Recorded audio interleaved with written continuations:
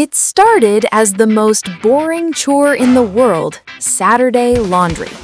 Dad, or Captain Procrastination as Mom called him, had built a fortress of unread emails to avoid folding clothes.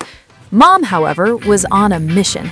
She was feeding the washing machine like it was a hungry beast. But as she pulled the clean clothes out, she saw it.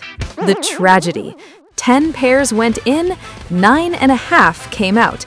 "Where do they go?" she screamed, holding up a single lonely Argyle sock. "Is there a black hole in the plumbing?" Max, who was naturally curious and small enough to fit, crawled behind the vibrating dryer to investigate. He didn't find the missing sock.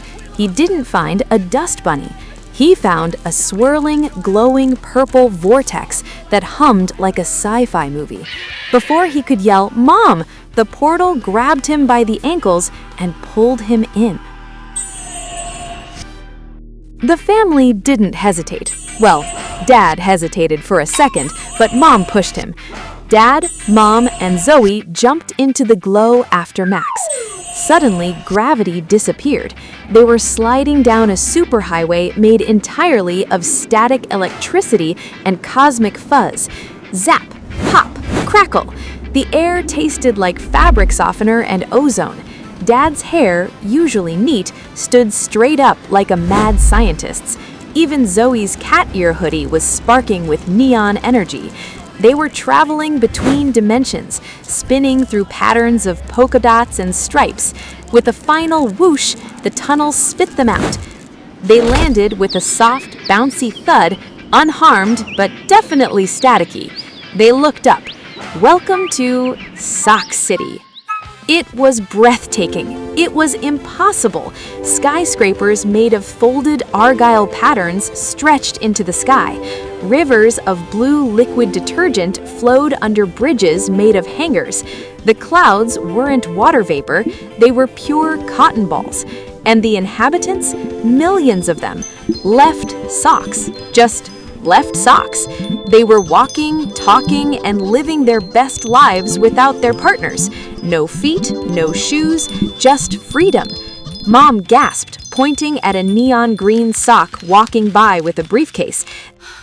That's the one! I lost that one in 2019. So this is where they hide, she whispered in awe. It wasn't a tragedy, it was a vacation resort for retired footwear. But every paradise has a villain lurking in the shadows. The soft ground began to shake. A giant roar echoed across the cotton valley. More wool! Rising from a mountain of mismatched fabrics came the Lint King. He was a giant dusty nightmare made of dryer fuzz, old receipts, and loose change. He was huge, he was messy, and he looked incredibly grumpy. He wanted to eat the colorful socks to make himself bigger and dustier.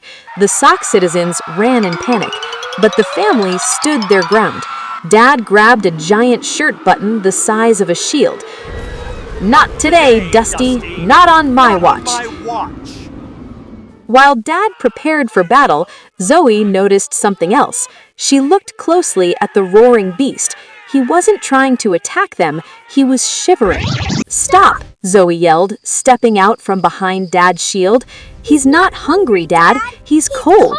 Because he was made of lint, he had no fabric to keep him warm. Zoe reached into Mom's pocket and pulled out the lonely sock from home.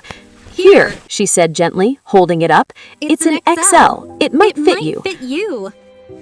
The monster paused. He took the sock and put it on his head like a warm beanie hat. Instantly, the red glow in his eyes faded. He smiled. He wasn't a monster after all. He was just the lonely king of lost things, looking for some warmth. Understanding solves problems faster than fighting.